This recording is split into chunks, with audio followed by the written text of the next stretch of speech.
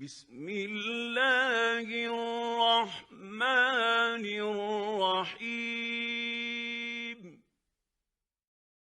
بسم اللہ الرحمن الرحیم الحمد للہ رب العالمین والصلاة والسلام علی سید الانبیاء والمرسلین وعلی آلہ واصحابہ اجمعین۔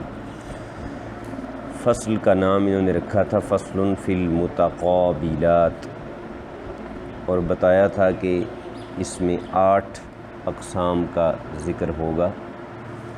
پہلی 4 کا تعلق ظہور کے ساتھ ہے اور دوسری 4 کا تعلق خفا کے ساتھ ہے۔ کس کے ظہور اور کس کی خفا کے ساتھ؟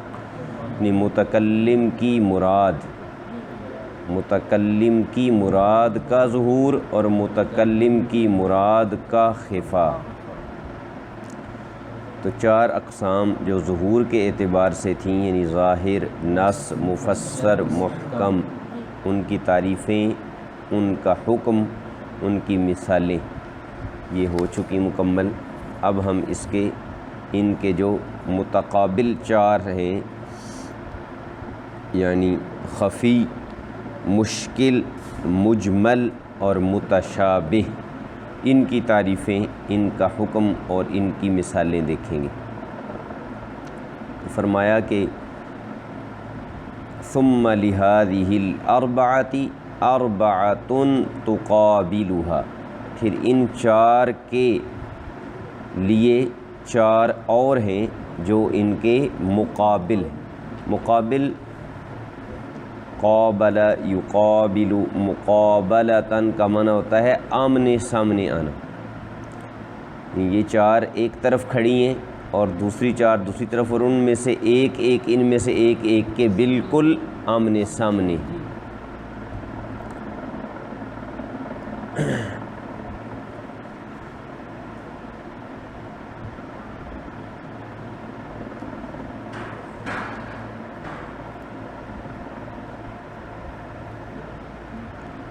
اب ان میں کون کس کے مقابل ہے؟ تو وہ بتا رہے ہیں کہ ظاہر کی ضد، ظاہر کے مقابل خفی، نص کی ضد مشکل، مفسر کی ضد مجمل ہے، اور محکم کی ضد متشابہ۔ جس طرح ان 4 میں درجہ بدرجہ ظہور بڑھتا جاتا تھا، ظاہر کی بنسبت نص میں ظہور زیادہ تھا، نص کی بنسبت مفسر میں، اور مفسر کی بنسبت محکم میں ظہور زیادہ ہے، اسی طرح یہاں خفا بڑھے گا۔ خفی میں بھی خفا ہے لیکن مشکل میں اس سے زیادہ ہے، مجمل میں اس سے زیادہ ہے، اور متشابہ میں اس سے زیادہ ہے۔ خفی سے مراد کیا ہے؟ ما خفی المراد به بعارض لا من حیث الصیغہ، جو اس سے مراد ہے وہ مخفی ہو کسی ایسی رکاوٹ کی وجہ سے، کسی ایسے عارض کی وجہ سے جو صیغہ نہیں ہے۔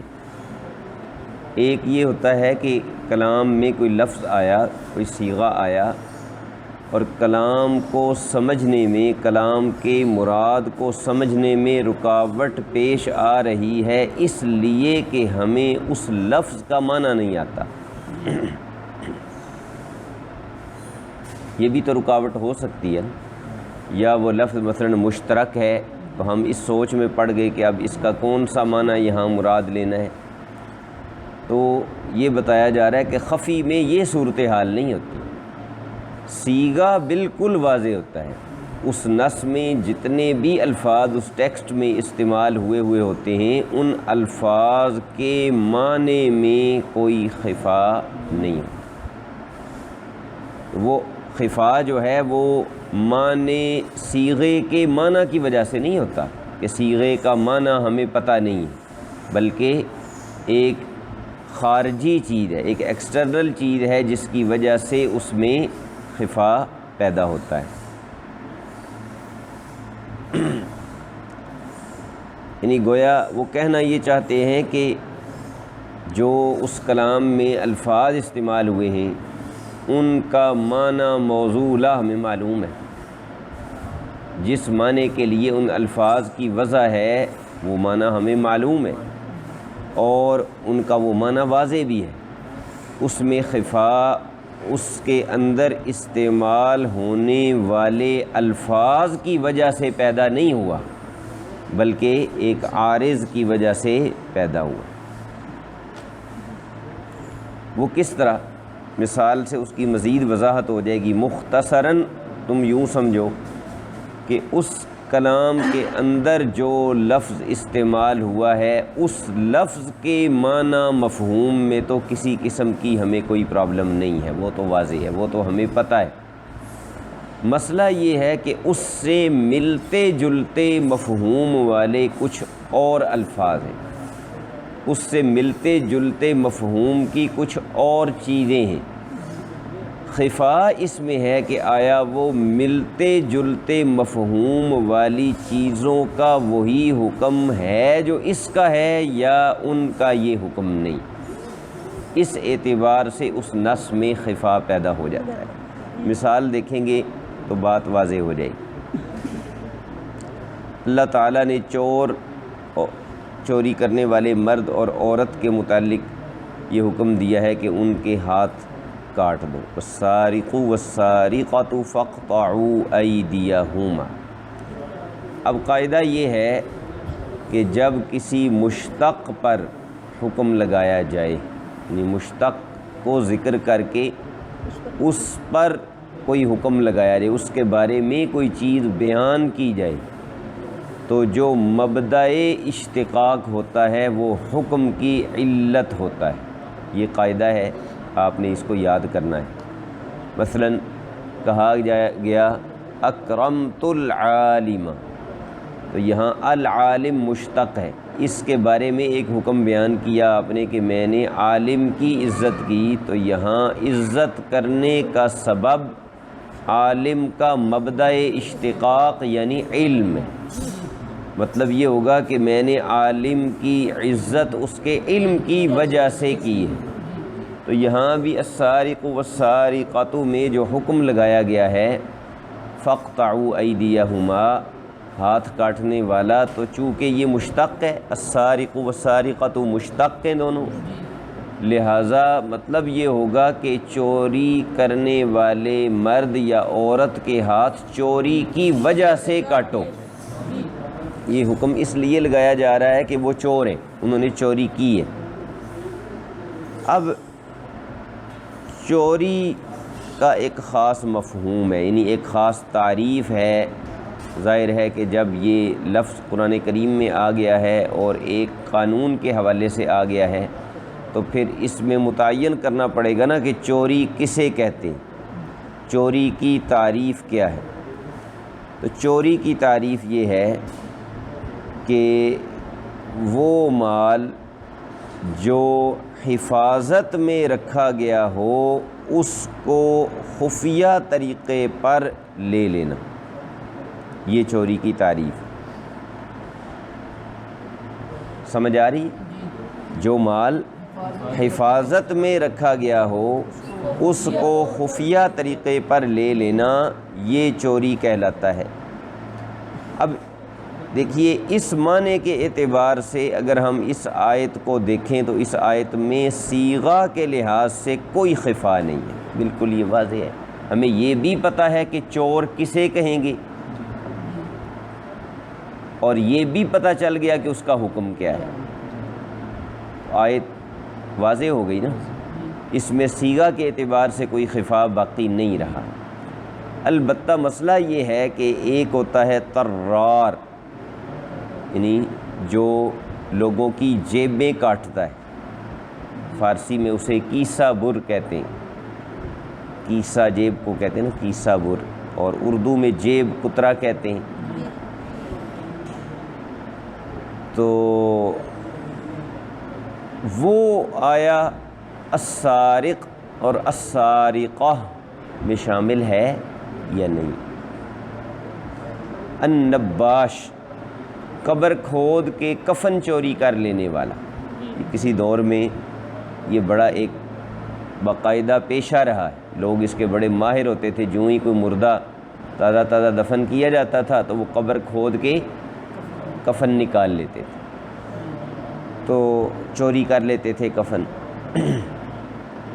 تو آیا طرار اور نباش جو ہیں یہ چور ہیں، ان کو سارق سارقہ کہا جا سکتا ہے، اور سارق سارقہ کہہ کر ان پر فقطعوا ایدیہما والا حکم لگایا جا سکتا ہے یا نہیں لگایا جا سکتا؟ اس اعتبار سے سارق میں خفا ہے، سارق کا جو ذاتی معنی ہے اس کے اعتبار سے اس میں کوئی خفا نہیں، وہ ہمیں پتہ ہے کہ سارق کون ہوتا ہے، اس کا حکم کیا بیان کیا یہ بھی ہمیں پتہ ہے۔ آیا طرار اور نباش سارق ہیں یا سارق نہیں ہیں، خفا اس میں ہے، تو کیا یہ آیت کے اندر ہے؟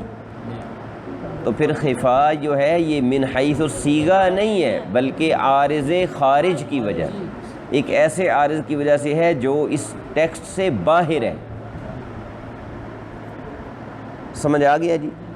اب ہم نے اس پہ غور کرنا ہے کہ کیا ان پر سرقے والا معنی سچا آتا ہے یا نہیں آتا؟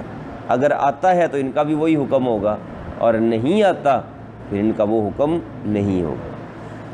تو اس کی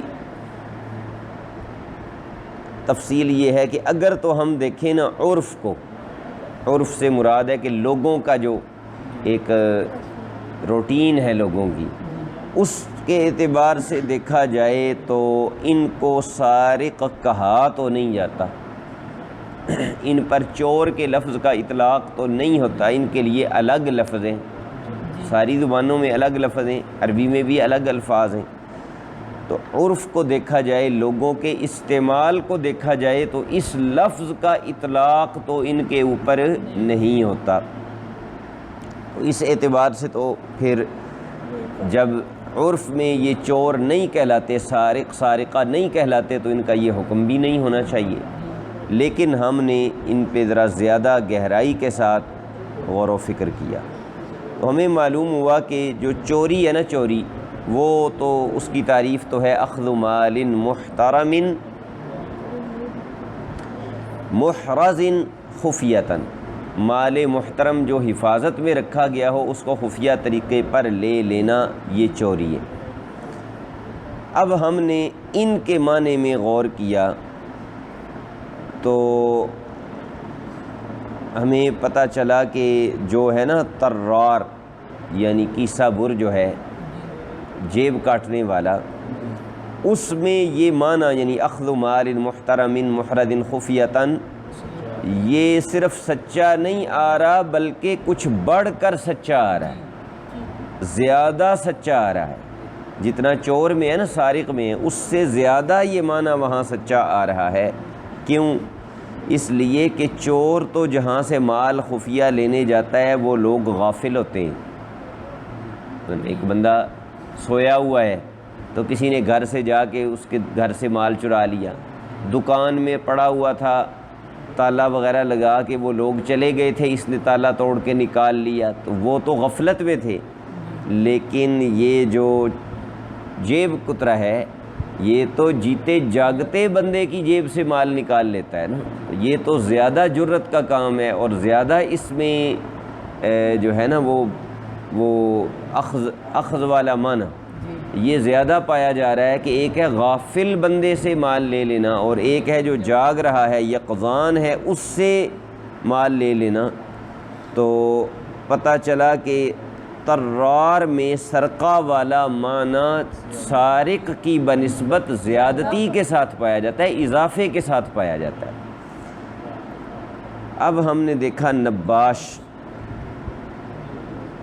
تو نباش میں یہ معنی جو ہے نا یہ پایا تو جاتا ہے کیونکہ وہ کفن بھی تو ایک مال ہے نا اور محترم ہے، اور وہ بھی تو ایک طرح سے حفاظت میں ہی ہے نا کہ قبر کے اندر ہے۔ لیکن ہم کہتے ہیں کہ یہاں وہ لینے والا معنی کم تر ہو کر پایا جاتا ہے، کیونکہ وہاں کوئی اس طرح حفاظت کرنے والا نہیں ہے جس کے جسم کے اوپر وہ کفن ہے وہ تو میت ہے، ظاہر ہے میت تو اس کو نہیں روک سکتا، اور کوئی پہرے دار یا کوئی اس طرح کا وہ بھی موجود نہیں ہے۔ تو اب جب ہم نے غور کیا تو ہمیں معلوم یہ ہوا کہ طرار میں یہ معنی زیادتی کے ساتھ پایا جاتا ہے، اور نباش میں سرقہ والا معنی یعنی اخذ مال والا معنی پایا جاتا ہے، لیکن کمی کے ساتھ پایا جاتا ہے۔ تو چونکہ طرار میں زیادت علی السرقہ پائی گئی ہے تو ہم نے اس پر حد واجب کر دی۔ ہم نے کہا کہ اس پر تو بطریق اولا حد لگنی چاہیے، کیونکہ جب سارق پر لگ رہی ہے جو سوئے ہوئوں کا مال اٹھا رہا ہے تو یہ تو جاگتے ہوئے بندے کی جیب سے مال نکال رہا ہے یا اس کا جیب کاٹ رہا ہے، تو لہذا اس پر حد بطریق دلالت یہ آپ آگے پڑھ لیں گے، 4 اقسام آگے آنے والی ہیں، عبارت النص، اشارت النص، دلالت النص اور اقتضاء النص، اس میں آپ پڑھیں گے۔ تو بطریق دلالت ہم نے یہ کہا کہ جب چور جو خفیہ طریقے پر مال لیتا ہے اس پر حد جاری ہوتی ہے، تو طرار تو جاگتے ہوئے بندے کا لیتا ہے، اس میں سرقہ پر بھی ایکسٹرا ایک چیز پائی گئی ہے، زائد پائی گئی ہے، لہذا اس پر بھی حد جاری ہوگی۔ اور نباش میں چونکہ سرقہ والا معنی نقصان کے ساتھ، کمی کے ساتھ پایا جاتا تھا، تو وہاں شبہ آ گیا، تو ہم نے حد کو واجب نہیں کیا، اس لیے کہ یہ بھی ایک طے شدہ قاعدہ ہے فقہ کا کہ جو حدود ہیں وہ شبے کی وجہ سے ساقط ہو جاتی ہیں۔ جو حدود ہیں، جن جرائم کی سزائیں اللہ تعالیٰ نے مقرر فرما دی ہیں، وہ سزائیں تب دی جائیں گی جب کسی طرح کا کوئی شک و شبہ جرم کے ثابت ہونے میں نہ ہو۔ معمولی ڈاؤٹ بھی اگر آ جائے گا تو اس کی وجہ سے حدود ساقط ہو جاتی ہیں، وہ جاری نہیں ہوتی۔ یہ حدیث شریف میں ہے، اور اسی حدیث سے یہ فقہاء نے قاعدہ بنایا ہے، الحدود تندرئ بالشبہات، یہ قاعدہ ہے، الحدود تندرئ بالشبہات، کہ جو حدیں ہیں وہ شبہات کی وجہ سے اٹھ جاتی ہیں، ساقط ہو جاتی ہیں، ان کو جاری نہیں کیا جاتا۔ سمجھ آ گئی یہ بات؟ اب واضح ہو گیا نا کہ خفی کیا ہے۔ یہاں السارق اور السارقہ کا لفظ خفی ہے، لیکن من حیث الصیغہ نہیں، بلکہ ایک عارض خارج کی وجہ سے ہے، امر خارج کی وجہ سے اس میں خفا آیا ہے۔ اور وہ کیا ہے امر خارج کے؟ آیا طرار اور نباش پر اس والا معنی سچا آتا ہے یا نہیں آتا؟ تو طرار پر آتا ہے، لہذا طرار کا بھی یہی حکم ہوگا۔ یہ جو جیبیں کاٹتے ہیں، ان میں سے بھی اگر کوئی پکڑا جائے اور ثابت ہو جائے تو اس کے بھی ہاتھ کاٹے جائیں گے۔ البتہ نباش کے ساتھ ایسا نہیں ہوگا، اسے اور سزا کوئی دی جا سکتی ہے۔ تعزیر اس سزا کو کہتے ہیں کہ جو جج یا بادشاہ اپنی ثوابدید کے مطابق، یعنی اپنے اختیارات کے مطابق اپنی مرضی سے دے سکتا ہے۔ کوئی بھی اس طرح کی سزا جو شریعت نے کسی معاملے میں سزا نہیں رکھی لیکن اس معاملے کی وجہ سے خرابی پیدا ہو رہی ہے، تو وہاں شریعت نے حاکم کو یہ اختیار دیا ہے، قاضی کو یہ اختیار دیا ہے کہ وہ اپنے علم کے مطابق جو مناسب سزا سمجھے وہ تجویز کر سکتا ہے، اور اسی کو تعزیر کہتے ہیں۔ جو سزائیں مقرر کر دی گئی ہیں وہ حدود کہلاتی ہیں، اور جو مقرر نہیں کی گئیں بلکہ حاکم یا قاضی کے اختیار پر ان کا معاملہ چھوڑ دیا گیا ہے کہ وہ اپنی علم کے مطابق وہ سزا کوئی بھی مقرر کر سکتے ہیں، اس سزا کو تعزیر کہا جاتا ہے۔ البتہ یہاں ایک اور بڑا دلچسپ مسئلہ یہ پیدا ہو جاتا ہے کہ اگر وہ قبر جو ہے وہ کسی بند کمرے میں تھی اور کمرے کو تالا لگا ہوا تھا، اور کسی نے تالا توڑ کر قبر کھود کر پھر اس میں سے کفن نکال لیا، پھر کیا ہوگا؟ یعنی وہ بیت مقفل میں ہو، تو ایک قول یہ ہے کہ پھر بھی ہاتھ نہیں کاٹیں گے۔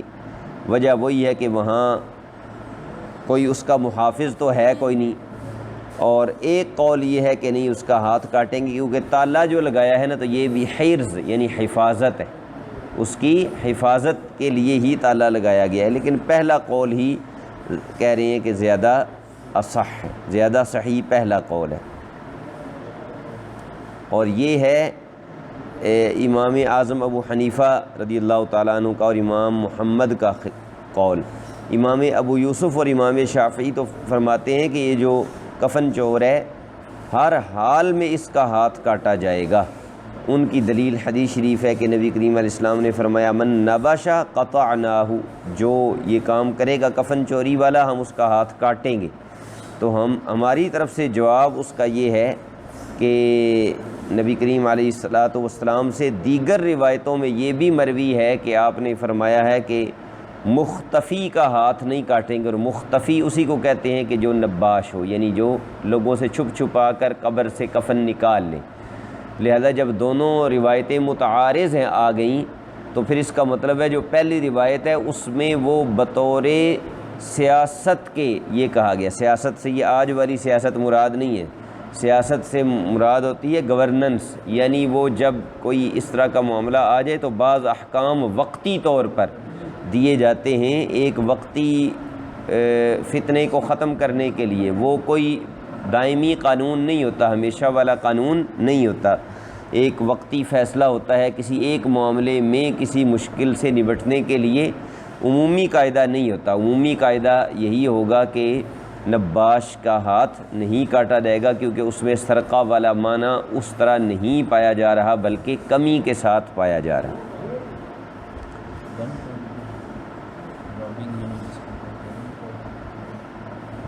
ڈکیتیاں جو کرتے ہیں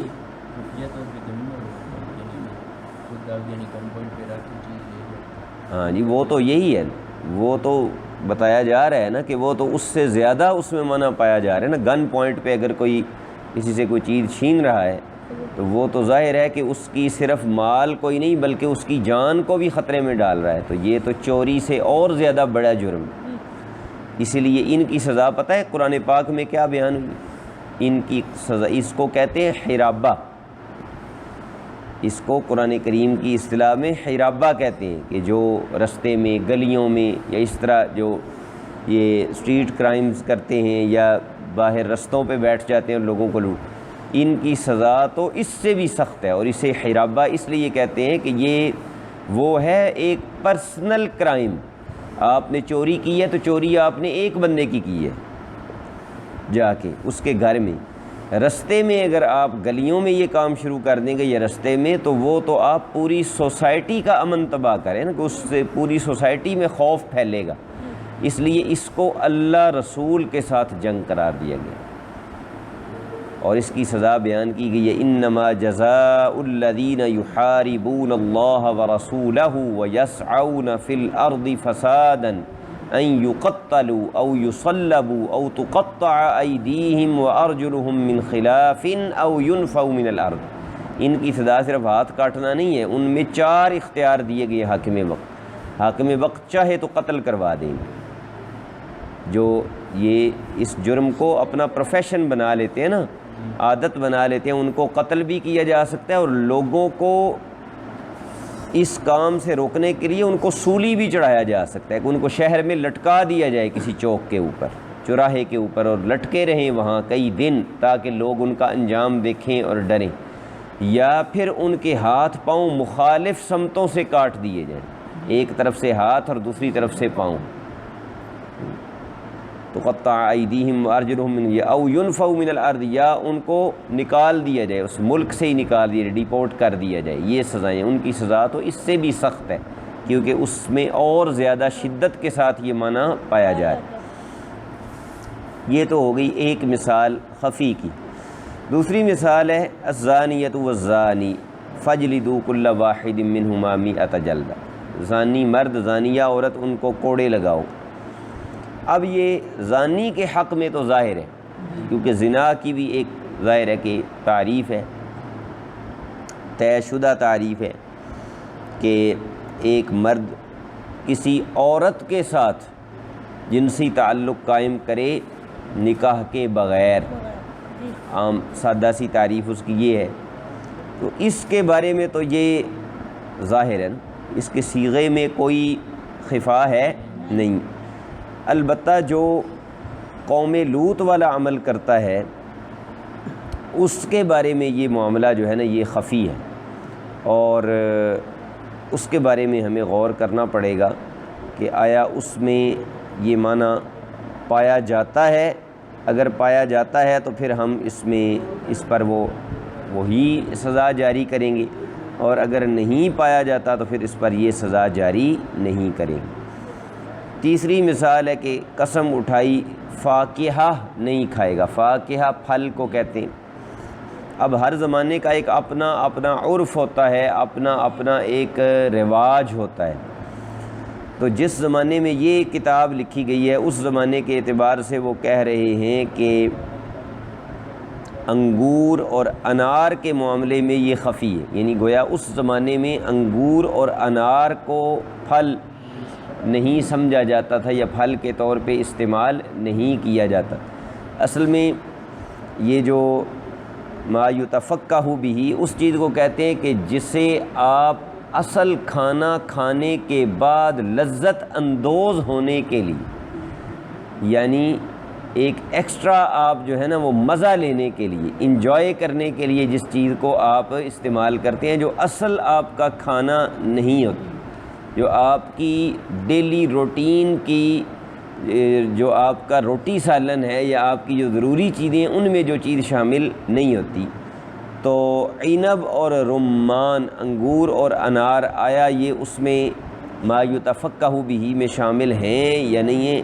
آج کل تو ظاہر ہے نا کہ یہ سارے جب پھل کا ہم نام لیتے ہیں تو یہ اس میں تو کوئی شبہ ہی نہیں کہ ہمارے عرف میں تو انگور ہو یا انار ہو دونوں پھل ہی ہیں، لیکن اپنے اپنے زمانے کی عرف کی بات ہوتی ہے. تو اب کسی نے قسم اٹھا دی کہ وہ پھل نہیں کھائے گا تو پھر دیکھا جائے گا کہ اس زمانے میں کن چیزوں کو پھل کہا جاتا ہے، کن کو پھل نہیں کہا جاتا.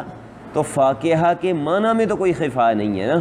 یہاں بھی خفا ایک عارض کی وجہ سے آیا ہے کہ اس نے جو چیز کھائی ہے، آیا اس عرف میں، اس علاقے کے عرف میں اس کو فاکہہ کہا جاتا ہے تو قسم ٹوٹ جائے گی، اور نہیں کہا جاتا تو قسم نہیں ٹوٹے گی.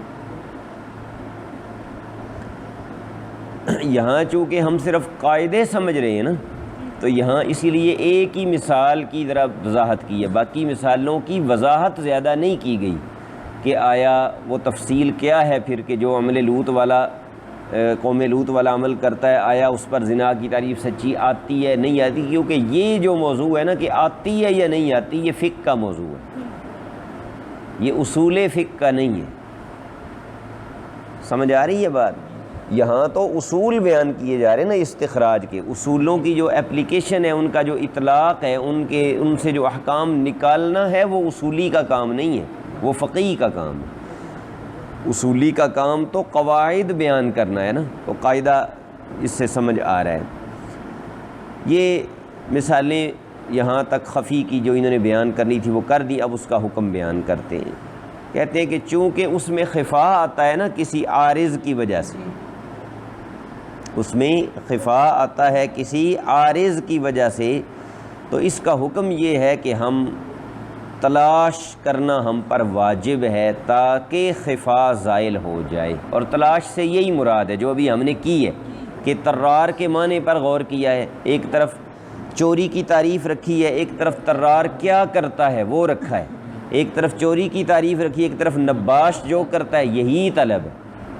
سمجھ آئیے نا. اب آگے کیا کریں گے؟ اب آگے ہم دیکھیں گے کہ زنا کی اصطلاحی تعریف یہ ہے، تو جو یہ عمل کر رہا ہے آیا اس پر وہ تعریف سچی آتی ہے، یعنی اس میں وہ معنی پایا جاتا ہے یا نہیں پایا جاتا ہے. تو کم پایا جاتا ہے، برابر پایا جاتا ہے یا زیادہ پایا جاتا ہے. یہی طلب کا معنی ہے کہ اس میں ہم تلاش کریں گے، طلب کریں گے یہاں تک کہ خفا اس سے زائل ہو جائے، یعنی وہ جو خفا تھا وہ خفا ختم ہو جائے اور واضح ہو جائے کہ آیا اس چیز پر یہ حکم جاری ہوگا یا جاری نہیں ہوگا. دوسری قسم ہے جی مشکل. مشکل کی تعریف یہ ہے کہ جس کا خفا خفی سے بھی زیادہ ہو. مزداد خفاء علی الخفی، جو خفا کے اعتبار سے خفی سے بھی بڑھ جائے.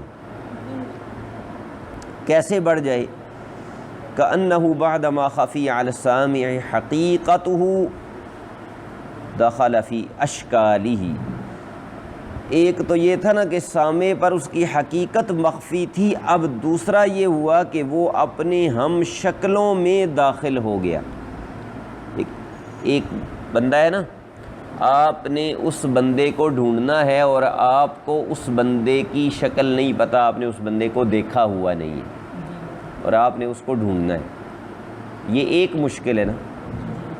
اس مشکل کا تو حل نکال ہی لیں گے آپ، لیکن مسئلہ دوسرا یہ بنا کہ اس بندے کو آپ نے دیکھا ہوا بھی نہیں تھا اور اسی کو ڈھونڈنا تھا، اور وہ اپنے جیسے بہت سے لوگوں میں جنہوں نے اس جیسا ہی لباس پہنا ہوا ہے جا کے شامل ہو گئے۔ سمجھ آ رہی ہے بات؟ تو اب جو خفا ہے وہ ڈبل ہو گیا، دوہرا ہو گیا، یعنی پہلے تو صرف اتنا تھا کہ سامع پر وہ حقیقت مخفی تھی، اب حقیقت مخفی ہونے کے ساتھ ساتھ وہ اپنے ہم شکلوں میں داخل ہو گیا، اپنے اشکال اور امثال میں داخل ہو گیا ہے۔ یہاں اب کیا ہوگا؟ یہاں صرف طلب سے کام نہیں چلے گا، یہاں طلب کے بعد تأمل، غور و فکر سے بھی کام لینا پڑے۔ یعنی اس کو یوں سمجھو کہ پہلے تو تم ڈھونڈو گے کہ وہ سارے ہم شکل کہاں بیٹھے ہوئے ہیں، یہ ہو گئی طلب۔ جب وہ مل جائیں گے تو اب ان میں سے ایک ایک پر غور کرو گے کہ جس کو میں ڈھونڈ رہا ہوں وہ ان میں سے کون ہے، یہ ہے تأمل۔ تو وہاں پہلے خفی میں صرف طلب ہے اور مشکل میں طلب بھی ہے اور پھر تأمل بھی، تاکہ وہ اپنے امثال اور اپنے اشکال سے جدا ہو سکے، ممتاز ہو سکے، کیونکہ خفی میں خفا قلیل ہوتا ہے، وہاں صرف طلب کافی ہے، یہاں خفا اس کی بنسبت زیادہ ہے تو یہاں طلب اور تأمل دونوں کی ضرورت ہے۔ اس کی مثال دیکھیں گے تو بات واضح ہوگی۔ ایک بندے نے قسم اٹھائی کہ وہ سالن استعمال نہیں کرے گا، ادام سالن کو کہتے ہیں اور اس سے باب افتعال ہے، ایتدم یأتدم ایتدامن، اس کا معنی ہوتا ہے سالن استعمال کرنا۔ قسم اٹھائی کہ وہ سالن استعمال نہیں کرے گا۔ اب یہاں بھی جو مثالیں یہ دے رہے ہیں نا، یہ بھی آپ نے ذہن میں رکھنا ہے کہ یہ اپنے زمانے کے عرف کے لحاظ سے دے رہے ہیں، یا ظاہر ہے ان کتابوں کو سینکڑوں برس ہو چکے ہیں تو ان کا عرف اور ہمارے عرف میں ویسے بھی علاقوں میں بھی فرق ہوتا ہے، اور اب تو وقت بھی بہت گزر چکا ہے۔ تو کوئی زمانہ وہ تھا کہ سرکہ باقاعدہ سالن سمجھا جاتا، اسی لیے حضور علیہ الصلوۃ والسلام نے یہ فرمایا نعم الادام الخل، سرکہ کتنا اچھا سالن ہے۔ آج تو نخرے آ گئے نا، 10 چیزیں بھی ہوں تو پھر بھی سمجھا جاتا ہے کہ کوئی مزہ نہیں آیا۔ تو اس دور میں لوگ سرکے میں روٹی ڈبو کے کھانے کو بھی سمجھتے تھے کہ آج بڑا اچھا ہمیں کھانا مل گیا ہے، تو سرکہ بھی سالن شمار ہوتا۔ اور دوسرا ہے دبس، دبس کہتے ہیں جس طرح آج کل ہم گھروں میں بناتے ہیں نا مربے گاجر کا، یا اس طرح ان میں وہ شیرہ ہوتا ہے، یا گھروں میں اور کچھ نہ ہو تو چٹنی بنا لی جاتی ہے، یا پرانے دور میں گھی اور شکر ملا لیتے تھے، دیسی گھی میں شکر ڈال کے تو وہ ایک بنا لیتے تھے، اس سے کھانا کھا لیتے۔ تو اس کو کہتے ہیں عصیر، جو ہے نا کھجور کا جو نکالا جاتا ہے نا شیرہ، یعنی اس کا وہ جو جوس نکالا جاتا ہے اس کو کہتے ہیں دبس، اس میں بھی لگا کے روٹی کھائی جاتی تھی۔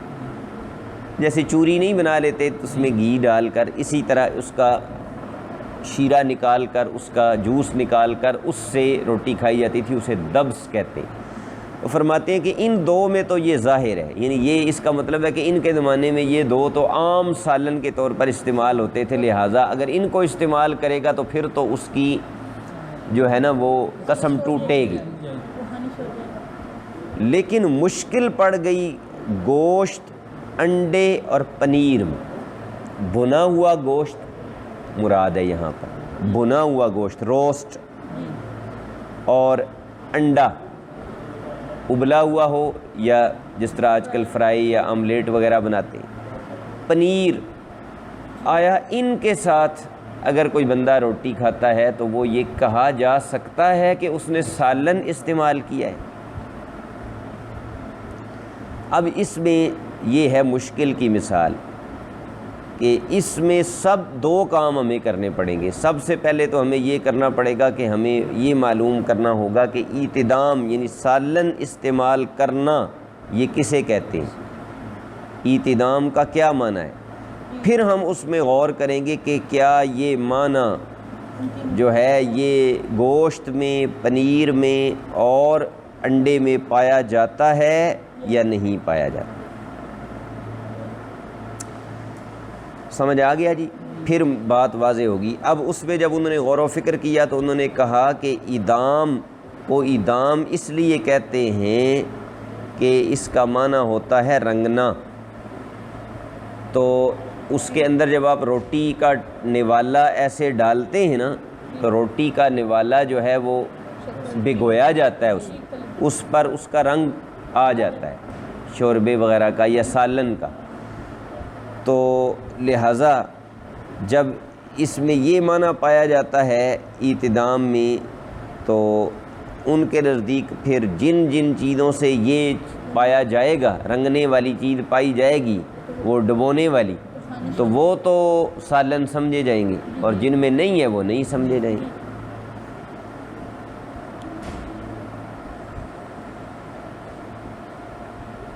مثلا امام ابو حنیفہ اور امام ابو یوسف رحمہم اللہ یہ فرماتے ہیں کہ یہ تینوں چیزیں سالن نہیں ہیں،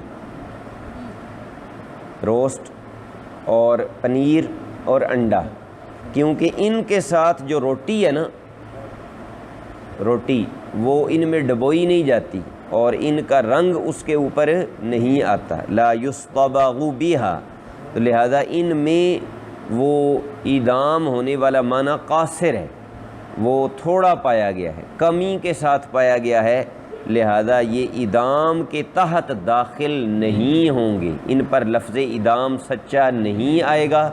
لہذا اگر کسی نے یہ قسم اٹھائی تھی کہ میں سالن نہیں کھاؤں گا اور وہ روسٹ کھا لے، قسم نہیں ٹوٹے گی۔ سمجھ آ رہی ہے؟ اور ہمارے اگر آج کے عرف میں بھی دیکھیں تو آج کے عرف میں بھی روسٹ کو سالن تو نہیں کہا جاتا، ٹھیک ہے؟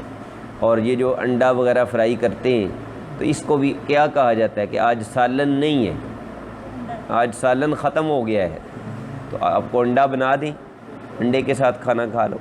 اس کا کیا مطلب ہے کہ ہمارے عرف میں بھی انڈے کو، صرف انڈے کو سالن نہیں کہا جاتا۔ ہاں وہ آلو انڈے جو بنائے جاتے ہیں یا انڈے کو اور کسی چیز میں ڈال کر آپ بنا لیں تو وہ تو سالن سمجھا جاتا ہے، لیکن جو صرف انڈا بنایا جاتا ہے اس کو تو ہمارے عرف میں بھی سالن نہیں سمجھا جاتا، اور پنیر کو تو بالکل نہیں سمجھا جاتا، تو لہٰذا ان میں اعتدام والا معنی نہیں ہوگا۔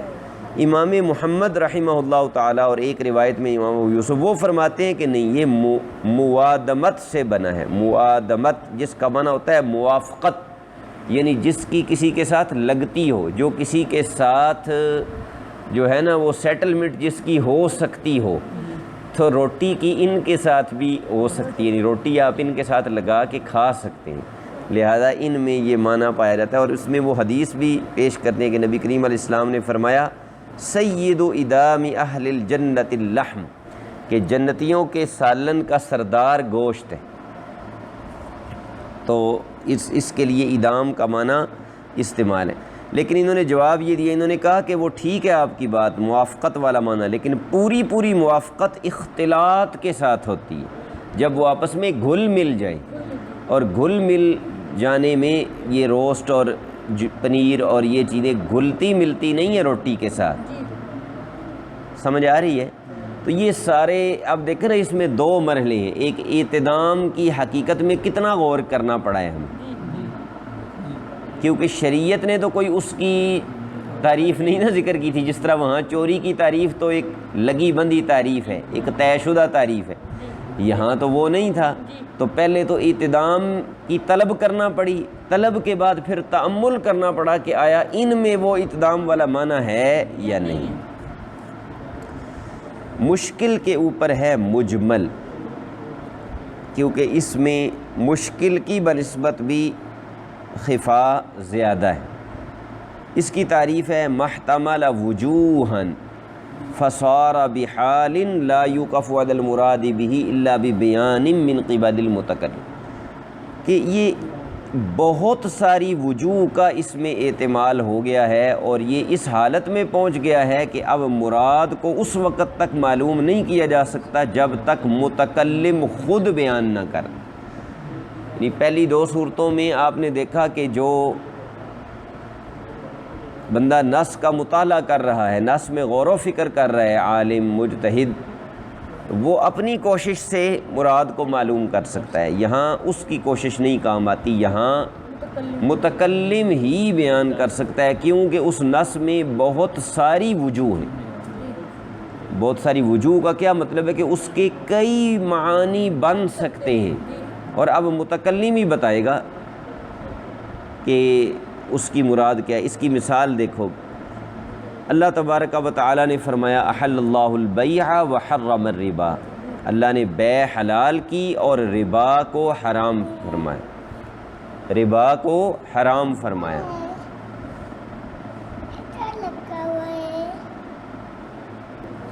اب اس میں جو لفظ ربا آیا ہے، اگر ہم اس کے ظاہری مفہوم کو دیکھیں نا، لغوی معنی کو، تو ربا کا معنی ہوتا ہے زیادت، یعنی اضافہ،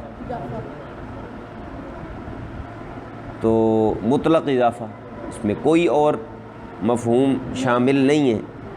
تو ظاہر ہے کہ یہ تو آیت میں مراد نہیں ہے، کیونکہ بیع میں بھی تو پرافٹ ہی ہوتا ہے نا، تو پھر بیع کو تو خود قرآن حلال کہہ رہا ہے۔ تو اب کوئی بندہ جتنا بھی زور لگا لیتا، کیا وہ شارع کے بتائے بغیر یہ معلوم کر سکتا تھا کہ یہاں کون سا اضافہ مراد ہے؟ اسی لیے شارع کو خود بتانا پڑا، اور نبی کریم علیہ الصلاۃ والسلام نے بتایا کہ یہاں جو زیادت ہے نا، یعنی اضافہ، اس سے مراد وہ اضافہ ہے جو خالی عن العوض، نمبر ایک، جس کے مقابلے میں کوئی چیز نہ ہو، اور نمبر دو، وہ ان چیزوں میں ہو کہ جن کا تعلق کیل یا وزن کے ساتھ ہے، اور وہ ہوں بھی ہم جنس۔ یہ مراد ربا کی تفصیل اس دن آپ کو کچھ بتائی بھی تھی، 6 چیزیں ہیں نا جن کے بارے میں حدیث پاک میں بتایا گیا ہے کہ ان کا جب تبادلہ ہو، ایکسچینج ہو، تو برابر برابر ہونا چاہیے، اور فوراً نقد دست بدست ہونا چاہیے۔ تو ان چیزوں میں کیا بات پائی گئی ہے؟ نمبر ایک تو وہ مقدرات ہیں۔ مقدرات سے مراد کیا ہے کہ یا مکیلی ہیں یا موزونی ہیں۔ مکیلی اس چیز کو کہتے ہیں جو برتن کے ذریعے بیچی خریدی جائے، جیسے دیہاتوں میں ایک برتن ہوتا ہے جس کے ذریعے گندم یا اس طرح کی چیزیں بیچتے ہیں، وہ ہوتا ہے کیل، وہ کہلاتا ہے کیل۔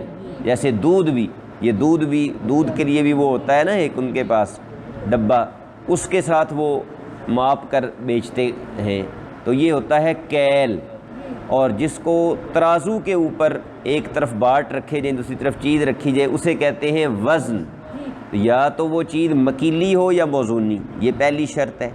دوسرا یہ کہ وہ پھر ہوں بھی ہم جنس۔ ہم جنس کا مطلب کہ گندم ہے تو ادھر بھی گندم ہو، جو ہیں تو ادھر بھی جو ہو۔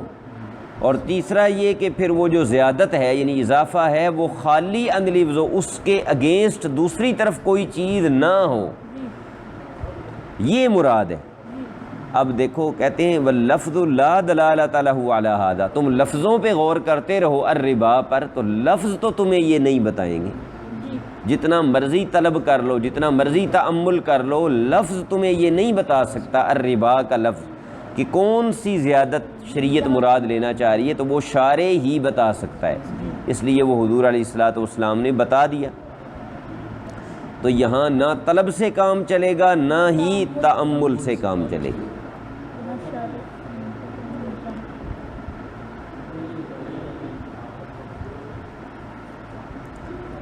مجمل کے اوپر خفا میں ہے متشابہ، جس میں مجمل کی بنسبت بھی خفا زیادہ ہے۔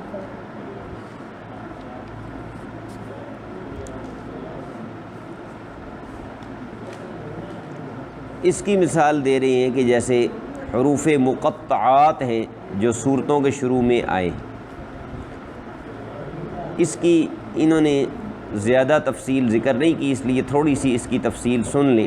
متشابہ کی تعریف یہ ہے کہ جو اس سے مراد ہے نا، اس کو معلوم کرنے کی امید ہی دنیا میں منقطع ہو گئی ہے امت کے لیے۔ من قطع رجاء معرفت المراد منہ فی الدنیا بالنسبۃ الی الامہ۔ تو اس میں یہ کیوں کہا کہ امت کے لیے؟ اس لیے کہ حضور علیہ الصلوۃ والسلام کو تو وہ معلوم ہے، کیونکہ اگر حضور کو بھی معلوم نہ ہو تو پھر تو کلام کیا جائے کسی کے ساتھ اور اس کو اس کا معنی ہی معلوم نہ ہو تو یہ تو فعل عبث ہوتا ہے نا، اور اللہ تعالیٰ فعل عبث سے پاک ہے۔ لہذا حضور علیہ الصلوۃ والسلام کو تو وہ معلوم ہے، امت کے حق میں وہ معلوم نہیں، اور دنیا میں اس لیے کہا کہ آخرت میں تو یہ سارے معاملے کھل ہی جائیں گے۔ اب یہ جو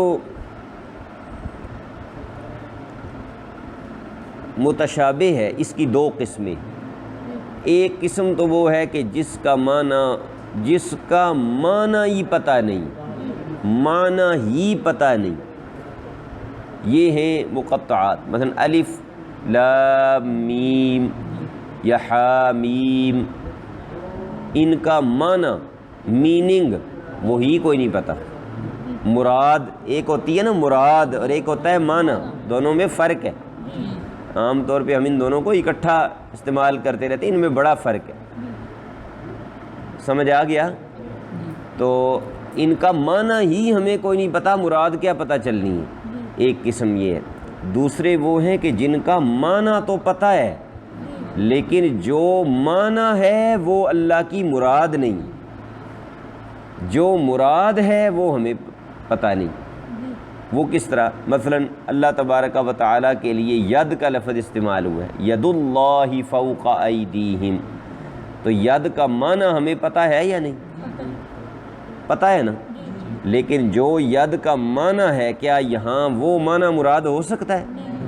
تو ید اللہ کے الفاظ سے جو اللہ کی مراد ہے وہ ہمیں نہیں پتہ، معنی پتہ ہے مراد نہیں پتہ۔ تو یہ دو قسمیں بن جاتی ہیں، ایک وہ کہ جن کا معنی ہی بالکل نہیں پتہ، اور ایک وہ ہیں کہ جن کا لغوی معنی تو پتہ ہے لیکن جو اللہ کی مراد ہے وہ نہیں پتہ، کیونکہ وہ اگر لغوی معنی وہاں ہم سمجھیں کہ یہ مراد ہے تو وہاں مراد نہیں ہو سکتا۔ اللہ تعالیٰ جسمیت سے، جہت سے، مکان سے پاک۔ تو اس میں ہم پھر کیا کریں گے؟ حکم کیا ہوگا اس کا؟ کہتے ہیں کہ مجمل اور متشابہ دونوں کا حکم یہ ہے کہ جو ان سے مراد ہے اس کی حقیت، اس کے حق ہونے، اس کے صحیح ہونے، سچا ہونے کا اعتقاد رکھنا ہے یہاں تک کہ بیان آ جائے۔ یعنی ہم نے عقیدہ یہ رکھنا ہے کہ جو اس سے شارع کی مراد ہے وہ بالکل برحق، یہی ہماری آزمائش ہے، اس کے حوالے سے یہی ہمارا امتحان ہے کہ ہم کہیں گے کہ جو اس سے مراد ہے وہ برحق ہے۔ مراد کیا ہے؟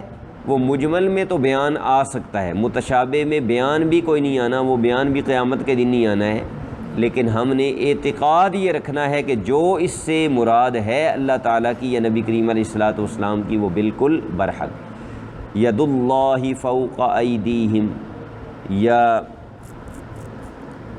وجہ کا لفظ جہاں اینما تولوا فثم وجہ اللہ، وجہ چہرے کو کہتے ہیں، ظاہر ہے مراد نہیں ہے یہاں۔ الرحمن علی العرش استوى، رحمان نے عرش پر استوا کیا۔ اب استوا کا جو لغوی معنی ہے وہ تو ہے سیدھا کھڑا ہونا، تو وہ تو نہیں مراد ہو سکتا۔ تو یہ ساری آیات کیا ہیں؟ یہ آیات متشابہات۔